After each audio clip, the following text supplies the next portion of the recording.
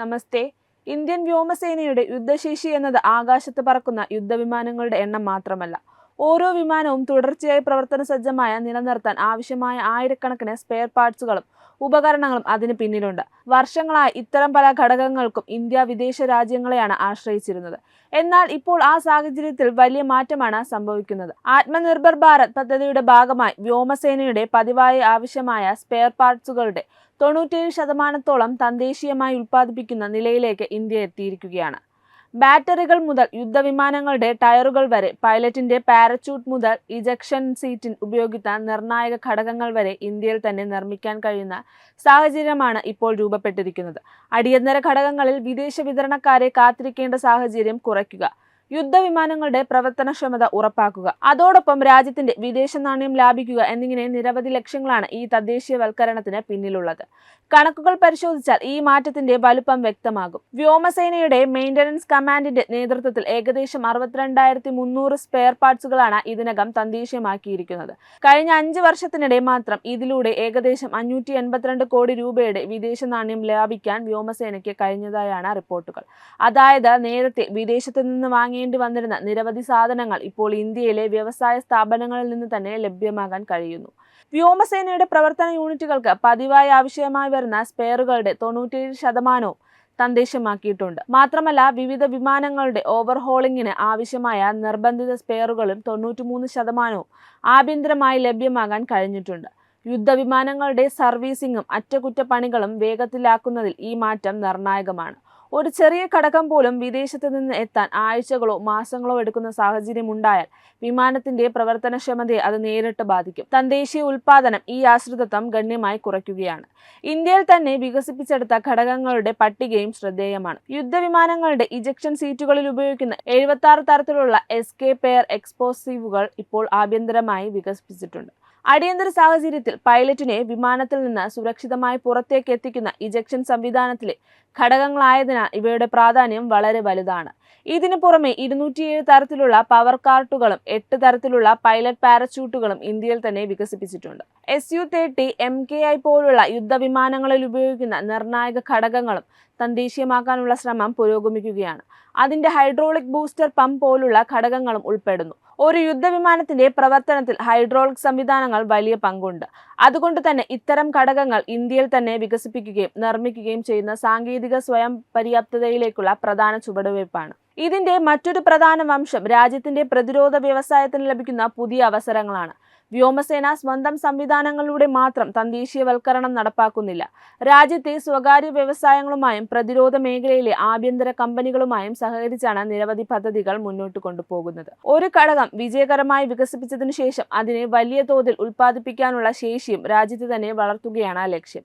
കഴിഞ്ഞ 2 സാമ്പത്തിക വർഷങ്ങളും വ്യോമസേനയുടെ ആഭ്യന്തര മൂലധന ബജറ്റ് ചെലവിന്റെ ഏകദേശം 90% രാജ്യത്തെ വ്യവസായങ്ങളിൽ നിന്ന് സംഭരണത്തിനാണ് വിനിയോഗിച്ചതെന്നാണ് കണക്കുകൾ. ഇത് പ്രതിരോധ മേഖലയിലെ മേക്ക് ഇൻ ഇന്ത്യ സമീപനത്തിന് ലഭിക്കുന്ന പ്രാധാന്യം വ്യക്തമാക്കുന്നുണ്ട്. സർക്കാർ സ്ഥാപനങ്ങൾക്കൊപ്പം സ്വകാര്യ മേഖലയിലും പ്രതിരോധ ഉൽപാദന ശൃംഖലയുടെ ഭാഗമാകുന്നതിലൂടെ ഇന്ത്യയിൽ തന്നെ ഒരു വലിയ പ്രതിരോധ ഇക്കോസിസ്റ്റം രൂപപ്പെടുകയാണ്. അടിയന്തരമായി ആവശ്യമായ ഘടകങ്ങൾ വേഗത്തിൽ നിർമ്മിക്കാനുള്ള സാങ്കേതിക വിദ്യയിലും വ്യോമസേന മുന്നേറിയിട്ടുണ്ട്.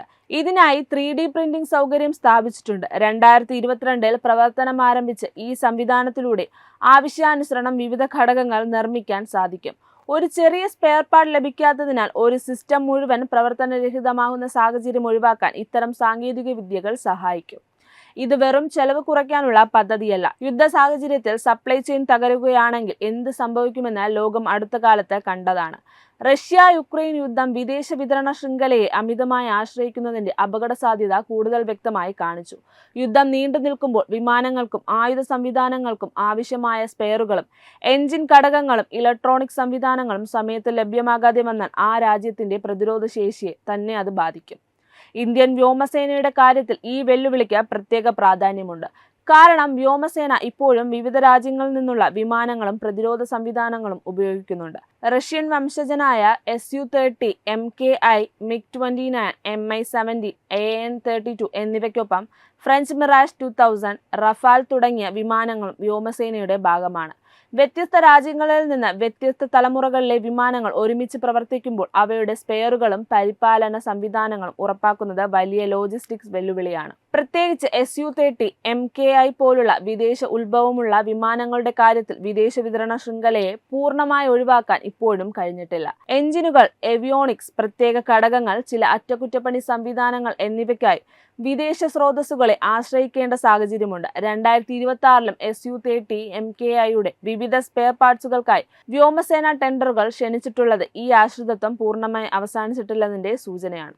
എന്നാൽ ഇവിടെ ശ്രദ്ധിക്കേണ്ടത് മാറ്റത്തിന്റെ ദിശയാണ്. മുമ്പ് വിദേശത്ത് നിന്ന് വാങ്ങേണ്ടി വന്നിരുന്ന സാധാരണ സ്പെയറുകളിൽ വലിയൊരു വിഭാഗം ഇപ്പോൾ ഇന്ത്യയിൽ തന്നെ നിർമ്മിക്കപ്പെടുന്നു.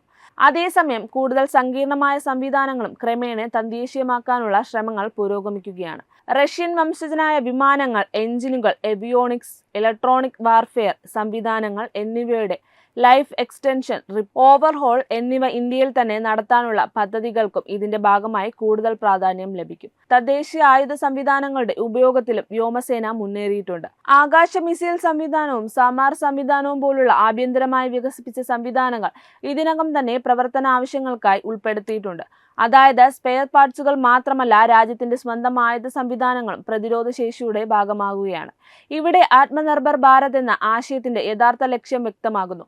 വിദേശ ആയുധങ്ങൾ വാങ്ങുന്നത് പൂർണ്ണമായി അവസാനിപ്പിക്കുക എന്നതല്ല ലക്ഷ്യം. പകരം നിർണായക ഘടകങ്ങൾക്കായി മറ്റൊരു രാജ്യത്തെ ആശ്രയിക്കേണ്ടി വരാത്ത തരത്തിൽ ഇന്ത്യയുടെ സ്വന്തം സാങ്കേതിക വിദ്യയും ഉൽപാദന ശേഷിയും വളർത്തുക എന്നതാണ്. യുദ്ധസമയത്ത് ആവശ്യമായ സ്പെയർ ലഭിക്കാതെ ഒരു വിമാനം നിലത്തിറക്കേണ്ട സാഹചര്യം ഒഴിവാക്കുക എന്നത് തന്നെ ദേശീയ സുരക്ഷയുടെ ഭാഗമാണ്. ഇന്ത്യയുടെ പ്രതിരോധ രംഗത്ത് ഈ മാറ്റം സാമ്പത്തികമായും തന്ത്രപരമായും വലിയ പ്രാധാന്യമുള്ളതാണ്. വിദേശ നാണ്യം ലാഭിക്കുന്നതിനൊപ്പം രാജ്യത്തെ സ്വകാര്യ വ്യവസായങ്ങൾക്ക് പുതിയ വിപണിയും സാങ്കേതിക വിദ്യ വികസിപ്പിക്കാനുള്ള അവസരവും ലഭിക്കുന്നു. കൂടുതൽ ഘടകങ്ങൾ ഇന്ത്യയിൽ തന്നെ നിർമ്മിക്കപ്പെടുമ്പോൾ രാജ്യത്തിനുള്ളിൽ തന്നെ ഗവേഷണം, ഡിസൈൻ, നിർമ്മാണം, പരിപാലനം എന്നിവയുടെ ഒരു സമ്പൂർണ്ണ ശൃംഖല വളരാനും സാധ്യതയുണ്ട്. എന്നാൽ മുന്നിലുള്ള വെല്ലുവിളികളും ചെറുതല്ല. അത്യാധുനിക യുദ്ധവിമാനങ്ങളുടെ എഞ്ചിനുകൾ, റഡാറുകൾ, ഏവിയോണിക്സ്, ഇലക്ട്രോണിക് വാർഫെയർ സംവിധാനങ്ങൾ, ഉയർന്ന നിലവാരമുള്ള സെൻസറുകൾ തുടങ്ങിയ സങ്കീർണ സാങ്കേതിക വിദ്യകളിൽ ഇപ്പോഴും വിദേശ ആശ്രയത്വമുണ്ട്. അതുകൊണ്ട് 97% സ്പെയറുകളുടെ തദ്ദേശീയവൽക്കരണം വലിയ നേട്ടമാണെങ്കിലും ഇത് അന്തിമ ലക്ഷ്യമല്ല. ശേഷിക്കുന്ന നിർണായക മേഖലകളിലേക്കും ഈ തദ്ദേശീയവൽക്കരണം വ്യാപിക്കേണ്ടതുണ്ട്. ഒടുവിൽ ഇന്ത്യൻ വ്യോമസേനയുടെ ഈ നീക്കം ഒരു സ്പെയർ പാർട്സ് പദ്ധതിയായി മാത്രം കാണാൻ കഴിയില്ല. യുദ്ധവിമാനം വാങ്ങുന്നതിൽ നിന്ന് അതിന്റെ മുഴുവൻ ജീവിതചക്രവും ഇന്ത്യയിൽ തന്നെ നിയന്ത്രിക്കാൻ കഴിയുന്ന ഒരു പ്രതിരോധ സംവിധാനത്തിലേക്കുള്ള മാറ്റമാണിത്. വിമാനങ്ങൾ വിദേശത്ത് നിന്ന് വാങ്ങേണ്ടി വന്നാലും അവയുടെ അറ്റകുറ്റപ്പണിയും സ്പെയറുകളും ഓവർഹോളിംഗും നിർണായക ഘടകങ്ങളുടെ നിർമ്മാണവും ഇന്ത്യയിൽ തന്നെ നടത്താൻ കഴിയുന്ന അവസ്ഥയിലേക്കാണ് രാജ്യം നീങ്ങുന്നത്. ആത്മനിർഭർ ഭാരത് എന്ന ആശയം യഥാർത്ഥത്തിൽ പരീക്ഷിക്കപ്പെടുന്നത് യുദ്ധസമയത്താണ്.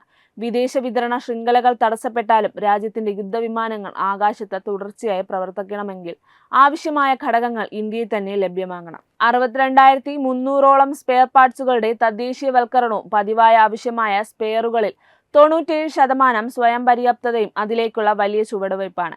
ഇനി ഇന്ത്യയുടെ ലക്ഷ്യം വ്യക്തമാണ്. വാങ്ങുന്ന രാജ്യം എന്നതിൽ നിന്ന് സ്വന്തം പ്രതിരോധ ആവശ്യങ്ങൾക്കുള്ള നിർണായക സാങ്കേതിക വിദ്യകൾ വികസിപ്പിക്കുകയും നിർമ്മിക്കുകയും ചെയ്യുന്ന രാജ്യമായി മാറുക. വെബ് ഡെസ്ക് തത്വമൈ ന്യൂസ്. HIV അണുബാധ സന്തോഷപൂർണമായ ഒരു ജീവിതത്തിന് തടസ്സമല്ല. HIV അണുബാധയ്ക്ക് ഫലപ്രദമായ ചികിത്സ ഇന്ന് ലഭ്യമാണ്. ഇതിന് യഥാസമയം അണുബാധ കണ്ടെത്തുന്നതും കാലേക്കൂട്ടി ചികിത്സ നടത്തേണ്ടതും അത്യാവശ്യമാണ്. സൗജന്യമായ ചികിത്സയും മാർഗനിർദ്ദേശങ്ങളും സർക്കാർ ആശുപത്രികളിലെ ART അഥവാ ഉഷസ് കേന്ദ്രങ്ങളിൽ ലഭ്യമാണ്. ആരോഗ്യ സംരക്ഷണം ഓരോരുത്തരുടെയും ഉത്തരവാദിത്തമാണ്.